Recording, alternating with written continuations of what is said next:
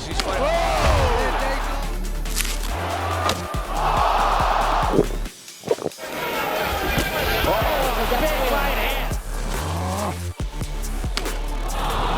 With an almost perfectly round physique, the legendary Eric Butterbean Esch dominated all his opponents at the turn of the millennium, showing what a true man's body should look like. Ultimately, of course, he's fighting. Literally devouring everyone in his path, Butterbean didn't mind digesting even iron. I want Mike Tyson. He's too stupid to run. He'll stand up and get knocked out. Get ready for the best knockouts from a living boxing legend. Who doesn't have to ref anymore? Back in 1999, Butterbean faced Jackie Beard, who turned their fight into a pathetic circus. Blackjack Beard! As the fight started, Beard, seemingly seeing not an opponent but a walking cholesterol, began brazenly provoking Esch. Even Butterbean's powerful shots couldn't teach the cocky scumbag a lesson, as he kept humiliating the owner of the finest boxing trunks. Jackie Beard coming right at Butterbean. He doesn't want Tyson. He thinks, look, he feels that Tyson doesn't fight. And Bean says, come on. It is interesting that Beard is more of a pro style than he is a tough man. Right, because Bean just wants... Fed up with such humiliation, Esch decided to smash the clown's makeup off with his fists.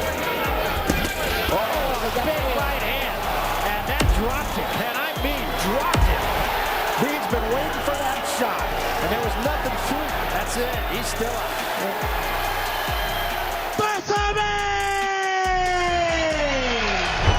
After defeating 3 more opponents on his way, Esch faced Pat Jackson in the ring. State line, Nevada, Buffalo Bills.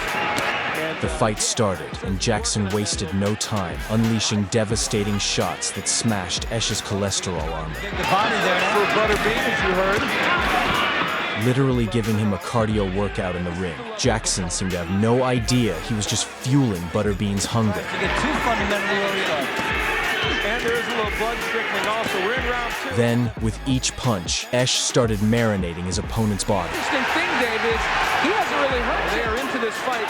Good right by Butterbean. He may have hurt. Blinded by his own appetite, even the referee got caught on his radar. He walked into.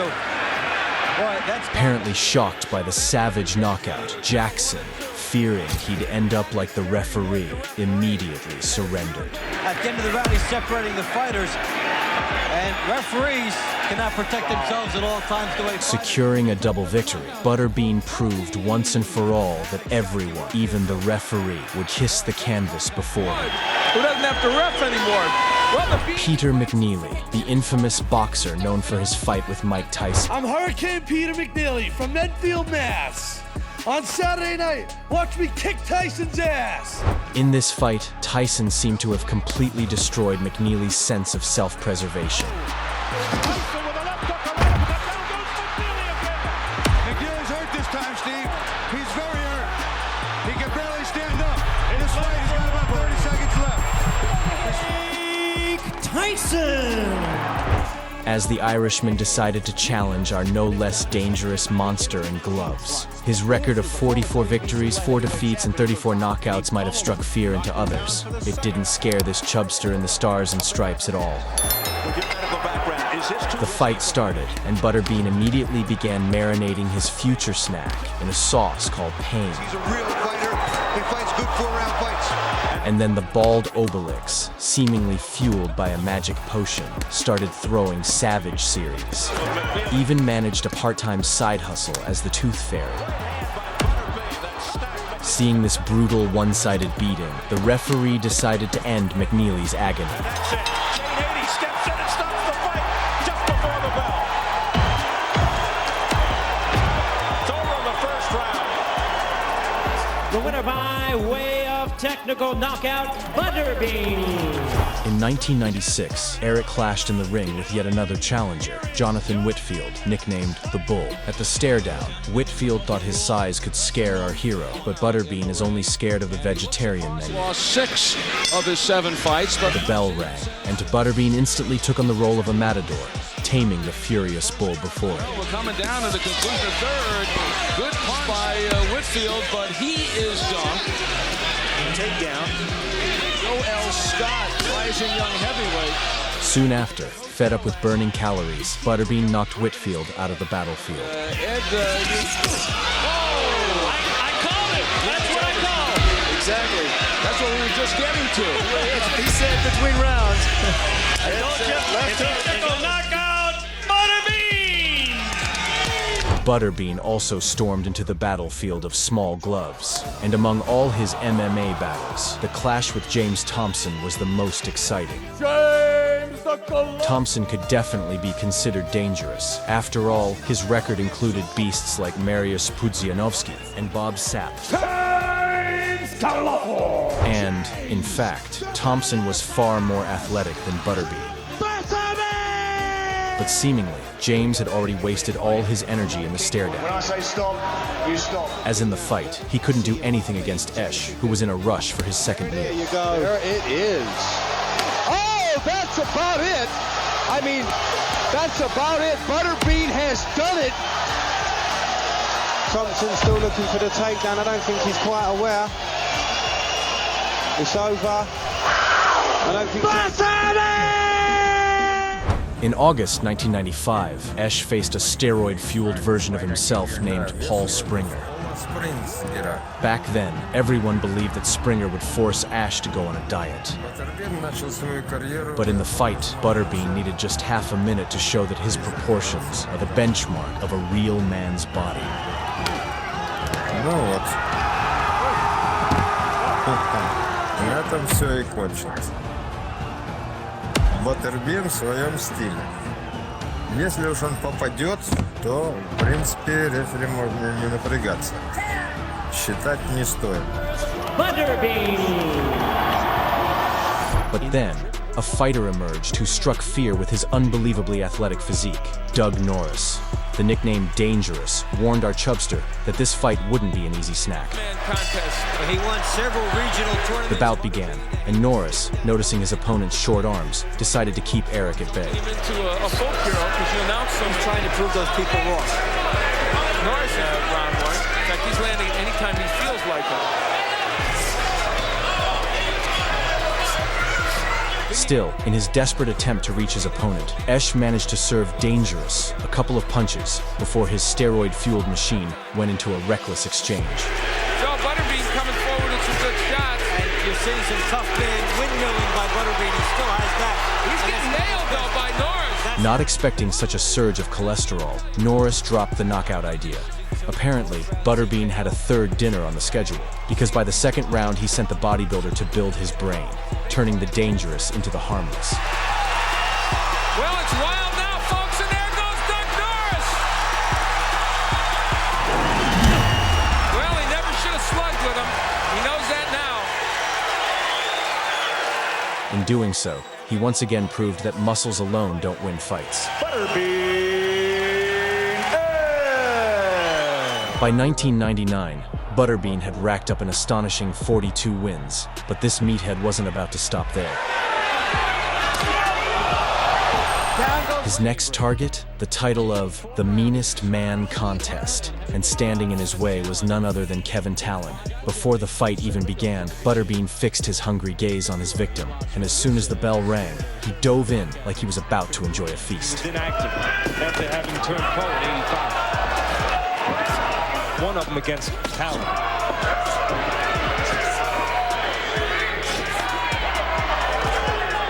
As we come to the end of round number one, Butterbean in control. Talon with some counterpunching of his own. Butterbean missing with a right hand, scoring with a left and a right as Talon comes. Hobbling Talon's legs, the self-proclaimed king of 4 rounds raced to finish the fight. Well, how many fights does he have? Well, Talon just got knocked, and Butterbean trying to add his 30-second knockout. And he sends Talon down here in round 2. He played the good body shot. Butterbean comfortably in control in this 4-round bout as he continues to pound the overmatched Talon.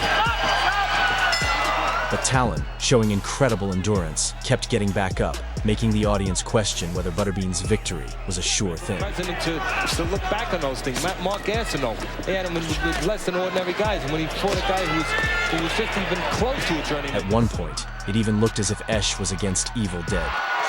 a whole different sport. Well, the way Talon's getting pounded,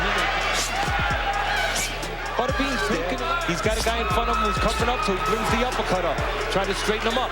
Continuing to pummel his opponent, the cholesterol-fueled Homelander decided to put an end to Talon's suffering by pinning him against the ropes and brutally finishing the bout. it's more exciting, though, when the opponent in front of him can nail him a little bit, like Funmaker, and Talon just can't. And Butterbean finishes him off here in round number 3. Butterbean goes across the ring and congratulates Talon. In 1997, Butterbean crossed paths with the one man who would become his ultimate opponent. That man was Billy Eaton, the complete opposite of Eric. With his size and reach advantage, he posed a serious threat to Butterbean. And as soon as the fight started, Billy Eaton proved every fan's worst fear true. With his very first punch, he sent Butterbean crashing to the canvas. Bill Eaton. And he floors Butterbean with his first punch of the fight. The fight exploded into a Texas shootout, two big men loading up and blasting away at will. So maybe he can handle Butterbean's punch.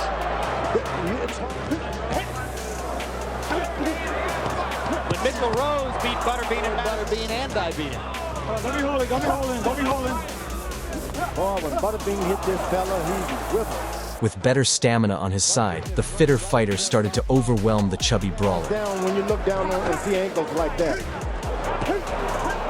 They got something to Eaton packs a wallop, doesn't he? Eaton with a couple more straight left. But he's leaned on the ropes in this round more often than he wastes some of Eric Esch's massive advantages. But even in a situation like that, Butterbean never even thought about giving up. Every time he found an opening, he kept landing shots, slowly painting Eaton's face red. Oh my gosh. After all the blood and sweat, the fight ended in a draw, sparking outrage among the fans. A majority draw. Fix! Fix! Fix! Many believed Eaton had done more than enough to beat Butterbean that night, but Butterbean wasn't about to settle for a draw. He demanded a rematch, and 1 year later, it finally happened. Even before the fight started, it was clear. This time, Butterbean was locked in and ready to go all out. All right, Sean, thank you very much. And indeed, Butterbean says he will go at him, but this time a lot. The bell rang, and it was dinner time. Butterbean charged forward like a starving boar, ready to feast. The counter left. He's trying to make Butterbean miss, but he's trying to make Butterbean miss because he knows that The local toughness contest. Eaton wasn't giving up that easy. Moving like a pro hitman, he began picking Butterbean apart with sniper-accurate headshots. As being connected. But what I see now is way off balance. And why 60 people in Kidder? He's throwing 37 punches and only 12. What Bean should do. But all that did was whet the big man's appetite. When the second round started, Butterbean decided it was time to serve his dessert, flat on the canvas. Tribute to the commissioner. Then in with a new nutritionist. And Eaton dropped again. Bean caught him. Roundhouse left side. He got nailed with two good punches. And walked into a left in the chin there. Square on the chin. All but over. Bean. Target practice. Over now. It's all over.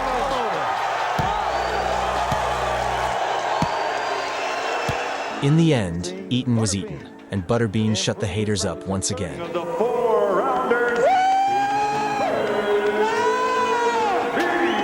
Not satisfied with just MMA, Butterbean set his sights on kickboxing. In his kickboxing debut, Butterbean faced Moon Bolam, a fierce Japanese contender handpicked by the legendary K1 organization. As soon as the fight started, the Japanese warrior figured out he couldn't stop the American tank. So he started provoking Butterbean any way he could.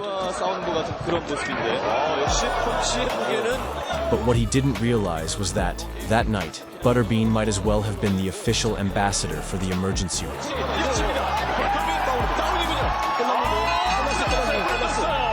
First chance he got, Butterbean smashed him, delivering brutal payback and a fast trip to the hospital. In the early 21st century, Butterbean faced a true bruiser named Rhode, who had racked up 24 wins, all finishes, in his career.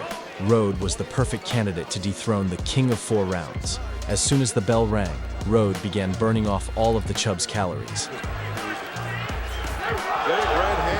fight with Butterbean. Throw that left hook into the body like that. Will fight one of the top fighters, or is he destined to just be? All I know is when people get to move, done a nice job marketing. There's no doubt about it. Look at it. Apparently, Rhode even sported red shorts that night, embracing his inner matador as he dodged every punch from the enraged bull. Like that, he takes a big swing. For 2 grueling rounds, the cardio battle raged on.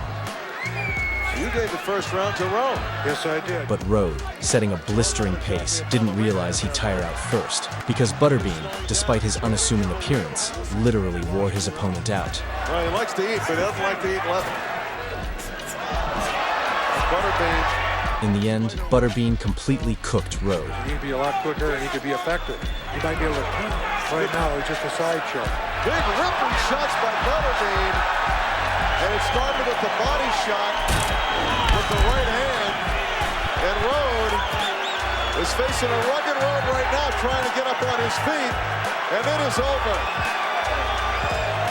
In this video, we gave you a chance to once again enjoy the fights of a true living legend of the boxing world, Eric Butterbean Esch. If you enjoyed this video, make sure to hit that like button and subscribe to the channel. This was Boxing Land. See you soon.